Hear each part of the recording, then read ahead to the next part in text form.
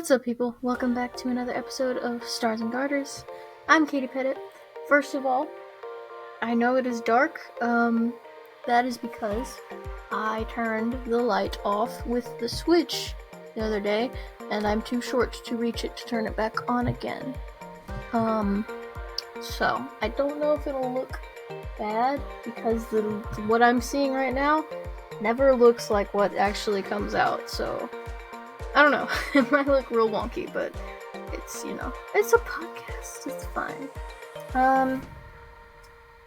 And also, number 2, you guys are very lucky to even be getting any episodes this week because, as of the time that this came out, you might be watching it on a different day, but on the time that this has come out, I will be gone, be in Great Wolf Lodge because it's officially summer and we're doing summery things. So, I'm pre-recording episodes for you guys, which I've done before. Just saying, I could have not done that, but I did.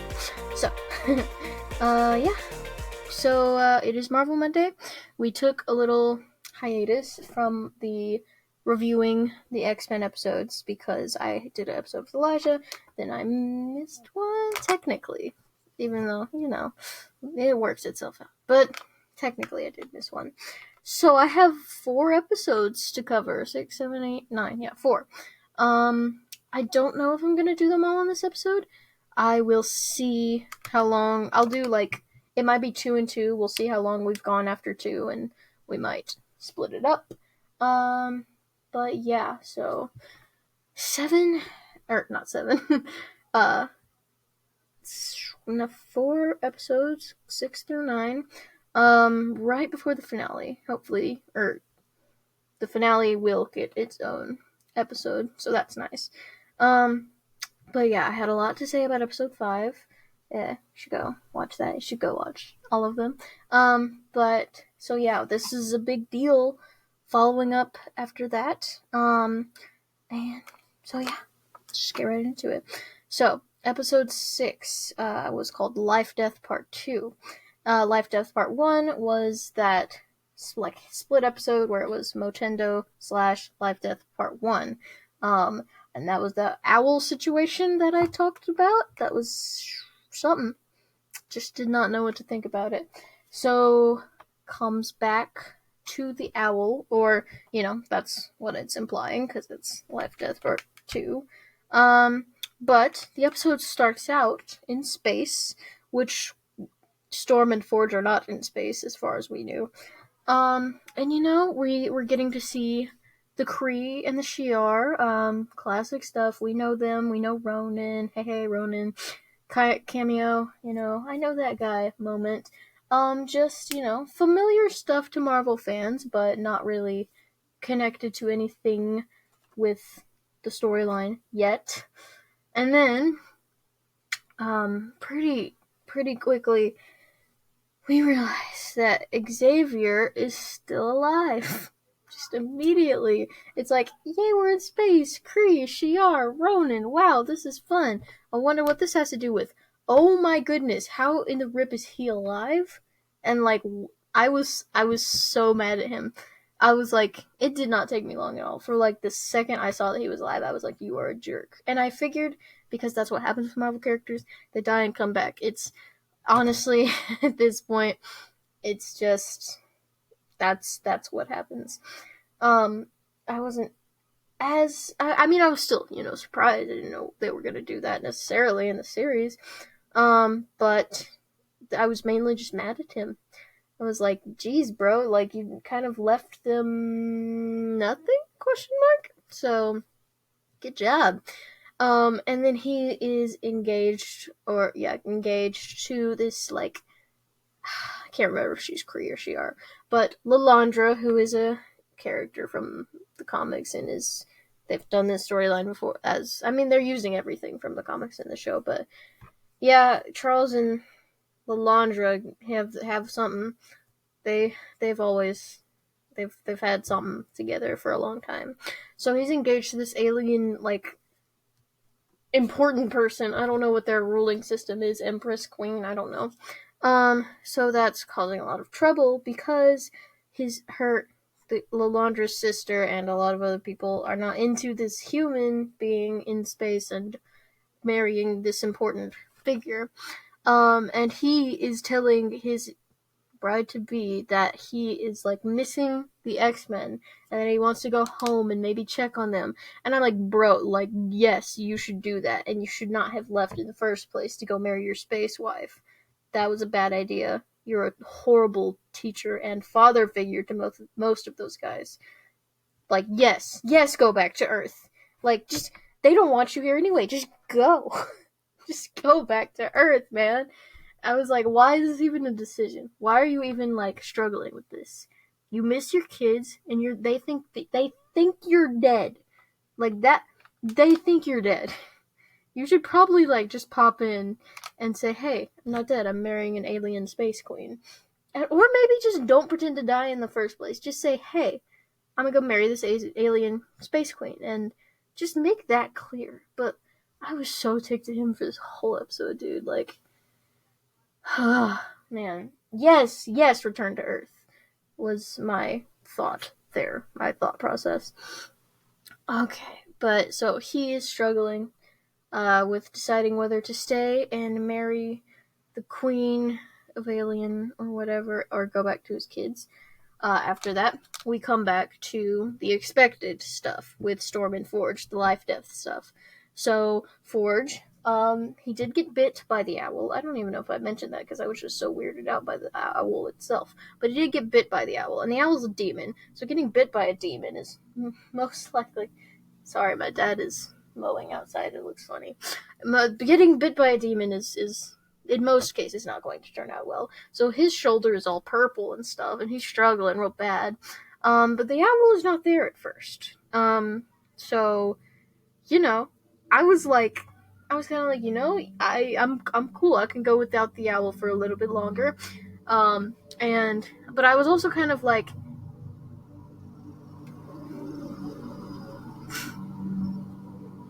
sorry. But I was also kind of like, I don't want to get like jump scared or anything by this owl. I mean, I didn't think jump scared necessarily. I was just like, where's the owl, man? Where is it? You cannot just like say, owl, and then like come back to the scene where the owl previously was, and then be like, no more owl. But then it's like, there it is, because it showed up and it's taunting Storm, showing her a bunch of these visions as like she's trying to help Forge, but the owl is like showing her a bunch of stuff of like her in a coffin and talking to her about why being human is better and all this stuff. And at some points it kind of looked like the owl was like a metaphor of some sort. I mean, metaphors don't bite, but like, I don't know, maybe they do. Like, because it was like all about Storm's own fears, and she was like, apparently, I don't know, just the owl is just saying some like dark, mean things and trying to scare her. And so like the owl's trying to like prevent her from trying to help Forge, because Forge needed a magic cactus to heal his wounds, because of course he did. Magic cactus. So it's way out in the desert, and so Storm obviously has to go find this magic cactus and bring it back, fix up Forge and all of the stuff. So yeah, that's their situation. Then we cut back to space and Xavier, and I can't fully express how mad I was at him. I could just tell you I was so mad because there was a whole kind of a fight, well, not yet, but just there's a lot of uneasiness because of the human marrying this alien queen, and it's not a popular thing, and so some of the aliens, including Lalandra's sister, are calling for a test of his loyalty. And so they're like, yeah, just purge all your memories of Earth. Just forget completely about X-Men, about, all of your memories on Earth. Just get rid of them completely. Because he's a powerful enough telepath to do that. So, yeah. This was like even more so than the going back to Earth. I was like, no, no, no, no. You should not even struggle with this at all. Don't do just don't do that. Just be like, hey, if and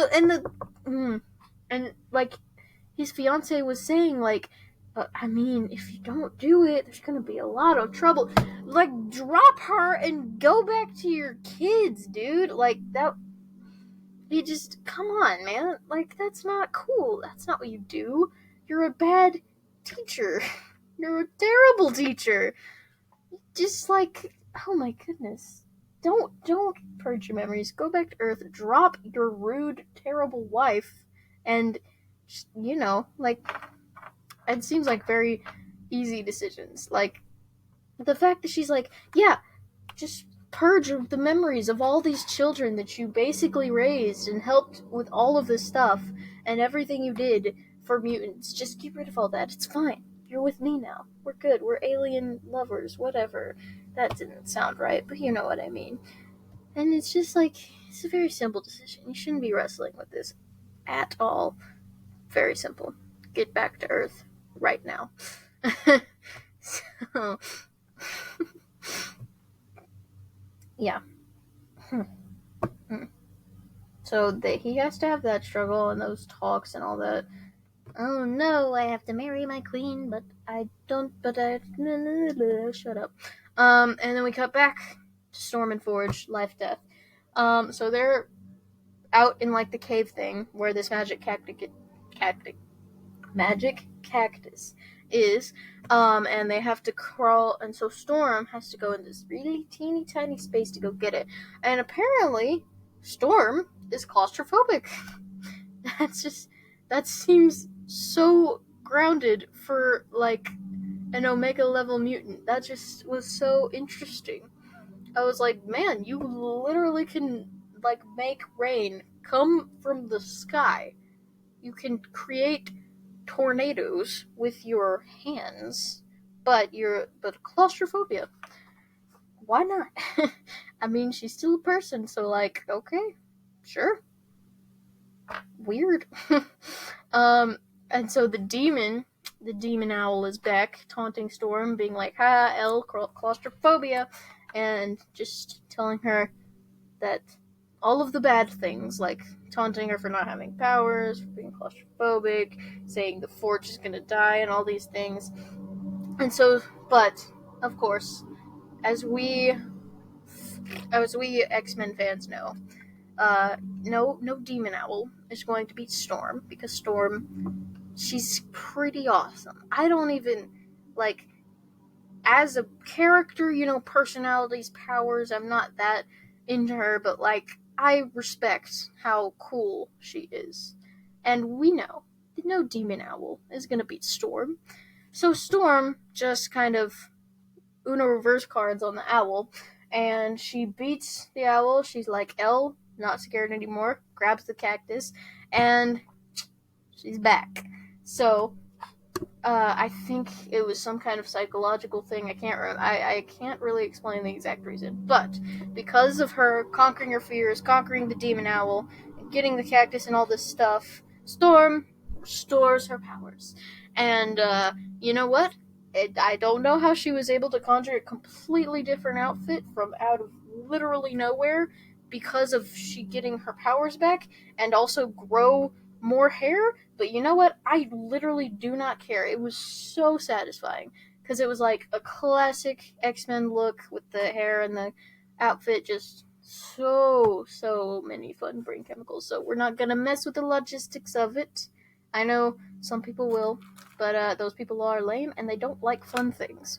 So yeah, Storm is back, and she's better than ever because she's wearing a cool suit and she has long hair. So yeah, that was a really nice moment. Forge was okay, fixed his purpley shoulder pretty quickly. And then we get a quick reminder that, oh yeah, Genosha happened. Which, yeah, if you watched the last one about episode 5, like, everyone died. Everyone died. So many people just died. And just this whole mutant island kind of was everyone dead. That kind of thing. And Storm was not there to know about that, so she sees a news report on it. And that was very sad, obviously, because a lot of her friends died, and she realized it. And then, right after Storm realizes it and is sad, you cut to Xavier, and so there's been a fight has broken out among the aliens because of Xavier. And Xavier does a weird little psychic thing, where he doesn't like that everyone's fighting, so he just kind of invades all of their minds and, like, makes them, like, projects their minds into, like, a classroom setting. He's like, okay, shut up, I'm gonna teach you all some stuff now. And he says a bunch of stuff about, like, peace or whatever in the galaxy. And then he gets, like, a psychic vision of Gambit's death, and he's like, oh man, my kids, blah blah blah, whatever. Cause you know what? He doesn't get to be sad. I don't think he gets to be sad. Cause I'm so mad at him right now. Just, Storm can be sad, cause she's cool, but you right now, you're not, I'm just not impressed right now. So, yeah, you could pretend you're sad, but whatever. Maybe if you would have, like, not left, maybe it wouldn't have happened, if you would, like, stayed. Just, come on, man. And then, very near the end, it is, revealed, or, like, basically revealed, that, of course, the Genosha was attacked. I got this. The Genosha attack was pretty much orchestrated by Sinister, Mr. Sinister, because of course it was. He's mean like that, and we knew he was going to come back, and he doesn't like the X-Men. So yeah, perfect. Yeah, I mean, I didn't know, but yeah, I believe it. So yeah, and that's how it ends. So for that episode, it has done nothing to get me less invested in it. In fact, it's just, oh man, X-Men is just so good at that, and this show is like, it just leans into that, of where it's like you are rooting for these characters or not, you're invested in, like, what happens to them, and you care about all the stuff. X-Men has always been so good at that, and this show is, like, just still doing so much about that. It makes you feel things for all of these characters, even, like, Madness, the anger at Xavier. It's not a fault to the show. It's a good thing, because, like, you get to have opinions about a show. It doesn't mean because you're mad at a character you don't like the show. I really like the show, and I like what they're doing with Xavier, because this is a thing in the comics, Lilandra and Xavier. It's weird, yeah, but I was already an X-Men fan, so I mean, it's always been weird. It's not gonna faze me. Like, yeah, of course Xavier would get married to an alien queen. Like, what are you talking about, bro? Come on. And great. I would say great episode. Not like, yeah, it was just a great episode. Ended the life death really well, I think. Cleared up some stuff about the owl. Maybe cleared up isn't the right term, because I'm still not exactly sure what that owl was, but it was far less creepy and weird, and it was kind of like, okay, this is a thing for Storm to deal with and her to get over, and bringing Storm back, getting all this good stuff out of the weird owlness. It ended up being pretty cool, and okay, I get this. This is something for Storm, completely for Storm. So yeah, that was episode 6, Life Death Part 2. Obviously, setting up, as all of the episodes do, as Marvel loves to do, lots of other possible stories, lots of things to be excited about. And then came episode 7.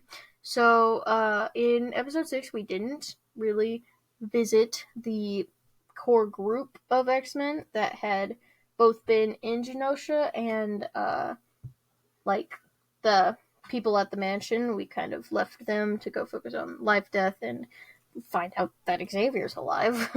But episode 7, it's called Bright Eyes, and it brings us back to the mansion where the people who were at Genosha have come back to, regroup where Nightcrawler has, because he was the only one who lived out of the main characters, and then Rogue, we'll get to Rogue later. She's not dealing with it well.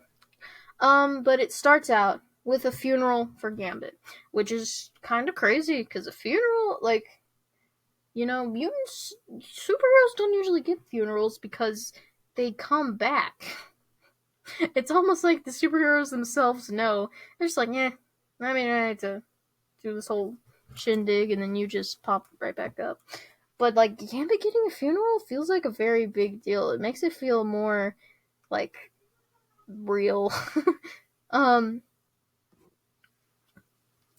Yeah. So everybody's at Mutant. Nightcrawler, of course, gives the, what's it? Eulogy?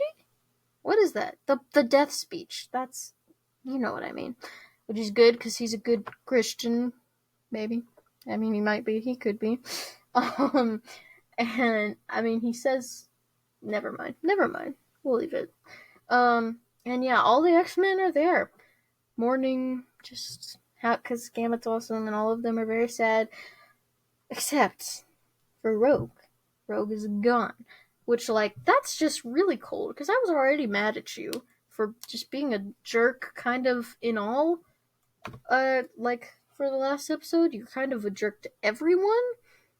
So I was already mad at her, and I was like, man, you broke up with the guy, and then didn't even attend his funeral. I'm not understanding your grief process here. Maybe you didn't even grieve, because you're a little punk, but whatever. But we quickly see, Jubilee's obviously very upset about Rogue not being there, and Nightcrawler's and so Wolverine says something like, hey, maybe she just needs some time. And, Nightcrawler's she's probably not just taking some time. She's probably, real ticked and doing some stupid stuff. And so we cut to her being real ticked and doing some stupid stuff.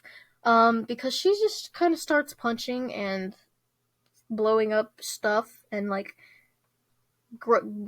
attacking government institutions and just looking for the guy who made the Genosha thing happen, so she can probably punch him too. Probably, punch through him, honestly, with how mad she was. She punches a lot of stuff, and we all know that's the best way to deal with grief, so she's handling it very, very well. So then we go back to the mansion. We leave Rogue to punch some things. We go back to the mansion, where they are going to go try to help with the, clean up, just all the efforts to help with the aftermath of Genosha. And the mutants are going to have to do it all by themselves, because humans are terrible. It's wow. Humans are just the worst right now, because literally the government is politics. We can't really help your dead people. Can't really help you with that. So, yeah. Humans, not great, not a great look for them here. So, yeah. The mutants are going to have to go help with Genosha all by their lonesomes. Cut back to Rogue. Hey, it's Captain America, because she went to go talk to Captain America, because he knows things about things. And also because Captain America. It's a fun cameo. And we were like, yay, Captain America. It's cool. My dad was very happy about that. So she gets into an argument with him, and he also is politics, can't really do the helping and stuff. So I was like, man, Cap's the worst too right now. I've never been a huge Cap fan, unlike my dad. I'm more like Iron Man. Cap's a little goody two shoes vibe. But I was kind of like, man, I don't like Rogue right now, but I like you even less. 'Cause come on. Yeah. Everyone's dead. You can kind of see where she's coming from here, and you're just kind of the politics of it all. She's be better, Cappy. So she leaves Cap, angrily, probably after punching things. So after that, we see the X-Men and just the Genosha cleanup efforts happening, and we see Jubilee and Roberto, who I guess he still doesn't have a name right now, but we see them going off they're really trying to find survivors, because it would really help just the general morale of mutants in general if they would find a survivor.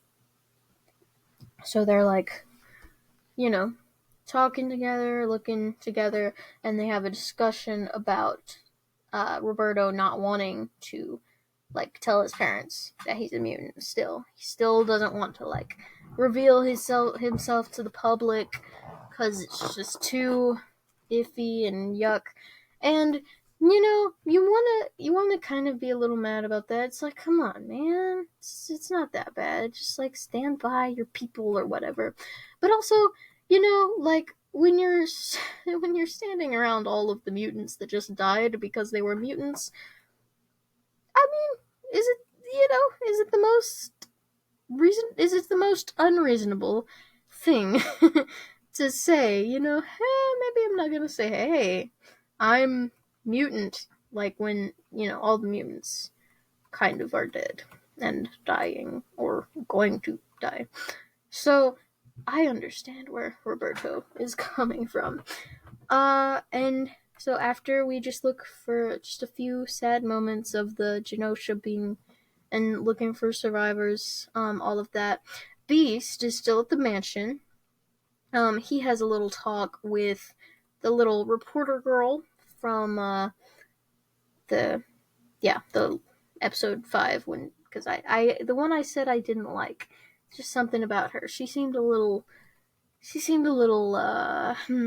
pretentious, and she and Beast seemed to have some connection, attraction, which is, she's not good enough for him, but whatever.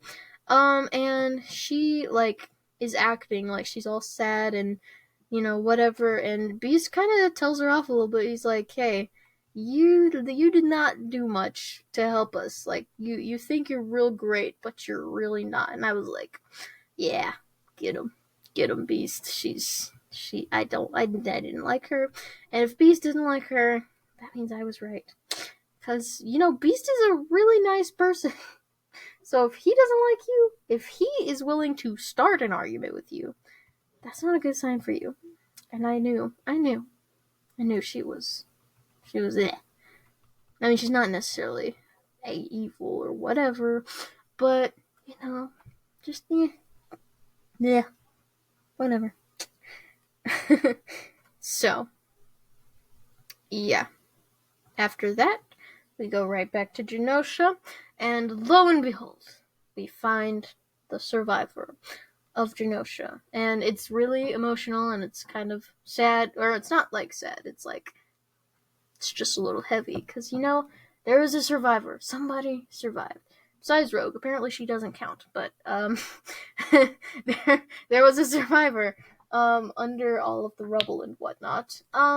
Unfortunately, the survivor was Emma Frost, but whatever. I'm not. I'm one of the few that does not like her, but yeah. I mean, it's a really good thing that she survived for mutants in general, so it's just a nice moment. Also, this shows her manifesting her diamond form, which is that's a thing she can do in the comics, so that's good. Good reference there.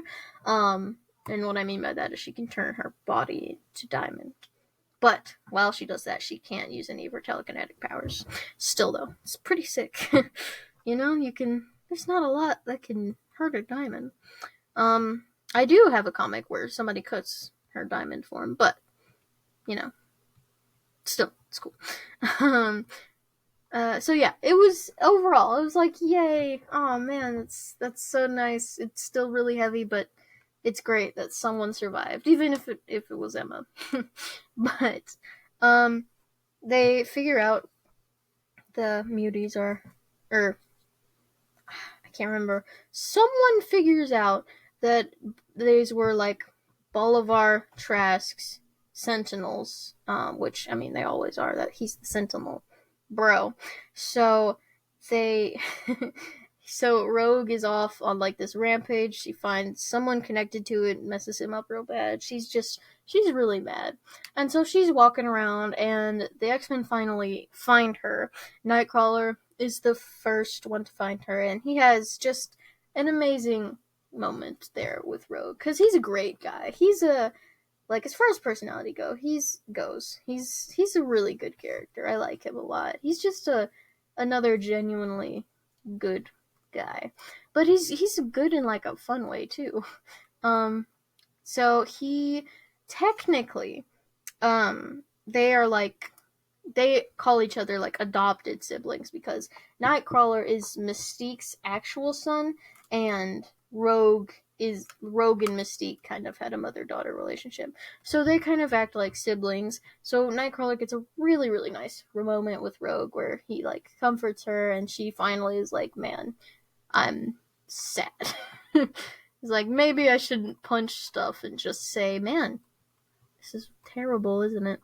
And she gets a good moment with all of the X-Men. They all help her out, and she decides to stop punching stuff for a moment. But yeah. So after they all regroup and stuff, it's, what they find is when they go and search for the Bolivar Trask and all of that, of course, there's a factory with bigger, badder Sentinels coming. What they find. I'm not saying it's like overdone or anything. I'm just saying, there's always going to be bigger and better ones. So they find that, and through that, they're also able to find Bolivar. And I can't remember why. Something about, I don't know, but he does jump off of this really tall building. I don't know why, but then Rogue catches him, and she asks him something, and he doesn't answer correctly, and then Rogue kind of goes beast mode, cause she just drops him. It's like maybe she's not okay yet, but yeah, she just kind of drops him off the building. Just drops him. Well, the X-Men are not great.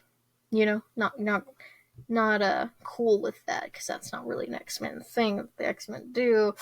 But yeah, she drops him off the building. But dun dun dun, big reveal.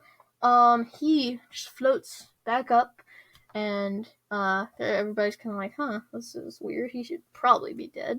But they quickly figure out, because of the voice he's speaking through and like some of the things he does, that Bolivar has somehow turned into like a human sentinel, essentially. So that was pretty crazy, I didn't see it at first, but then when they said like, wow, he's like a living sentinel, I was like, whew, that's pretty scary. Not gonna lie. And then he fights the X-Men, and he's actually pretty OP. He almost like he essentially does beat them all. And then, but Cable steps in. He saves the day, that's his first appearance since episode 5, so that's a big deal, I think. So he comes in, saves the day. He has some technology or something that stops the Sentinel, and then he's like, alright, this is bad. We need to do some X-Men stuff. And so Scott, they have a little moment, because Scott realizes that Cable is his son, Nathan, and it's nice, but also really sad, because he's old, and he didn't get to raise him. So it's kind of like, yay, but also, oh man, ouch. It's very heavy, but also very nice. So yeah, and then at the very, very end, what we learn is that the guy behind Human Sentinels, basically, like, kind of orchestrating all of the badness, is someone named Bastion, which I think is short for Sebastian, but I'm not sure on that. It just sounds like it. But apparently he's a big baddie. He's a big baddie in X-Men. This is something I actually didn't know about. I didn't know about Bastion. But yeah, he's apparently a big deal. He essentially is like the living Sentinel. He like was that is who he is as a mutant is basically, or something like that. You know, he's just like he is the living Sentinel. And then as we see Bastion, sorry, see Bastion, get it? Okay. As we see Bastion, we also learn he's been keeping someone in his basement. I should have said that differently, but I didn't, and we're gonna go with it. But yeah. And Bastion has a very much alive Magneto. Dun dun dun. Wow. Special. I mean, I knew it, but like, still, it's a big deal. Magneto was dead, and now he's not dead. It's kind of important. So, yeah, I still don't know how he was alive. He got, like, pretty shot. He got pretty, like, pew, pew. He should probably be dead. But he's not. And Bastion has him, for reasons, as of this point, unknown. So, yeah. That's how that one ends. As far as this episode in general, lots of stuff coming together, lots of big reveals, a lot of twists, but like obviously the biggest one, Magneto's back, and all of that. Bastion is gonna be a big deal. It's gonna be very hard to stop because the human Sentinel is probably more dangerous than a robot one. And more interesting, because it's not just a faceless robot army that you can slaughter relentlessly. Although, you know, if it was like Wolfie, you know, it probably still would. But I'm just saying, much more interesting and kind of a lot more scary than an actual robot Sentinel. And you know, just all of this stuff is just really coming to a head with just Genosha, Rogue being crazy. Dropping a guy off a roof, that's a pretty big deal, you know. We weren't expecting that from Rogue, but you know, I mean, she's mad, she's ticked, which is reasonable. I'm not as mad at her. I'm sure she had her reasons. I'm still mad at Xavier, but he wasn't in this episode that much, or at all, maybe. But overall, there's just a lot that's coming, and it was very exciting. It was so engaging all the way through. Just, we're seeing these old ends get tied up, but then just opening all this new stuff for them to deal with, which is literally how things just work. So it's just opening up all this super interesting stuff that is going to be so cool and going to probably be awesome in the end. So yeah, overall, great episode. Again, none of them have not been good so far, which is great. Okay, we're going about 40 minutes here. So yeah, I'm gonna split it. I'm gonna do 2 parts for this one. Usually when I do 2 parts, I don't plan it, so I don't get to do like a proper outro and intro deal. So I'm gonna actually do that. But yeah, stay tuned. Next week, hopefully, we'll give you part 2. For this one, wait a minute. Oh man, I have a question for like the last 2 episodes, but not for these 2 episodes. I don't know, say whatever you want. Please don't say whatever you want. Do not say whatever you want. Do not. Just say something if you want to say it. I don't care. I don't have a question right now. But definitely do all the other normal stuff. Follow. I said follow twice because you should follow. Subscribe. Do the things. Share it with your friends. And definitely come back for part 2 of this episode, which will be reviewing episodes 8 and 9. So, I will see you then. Goodbye.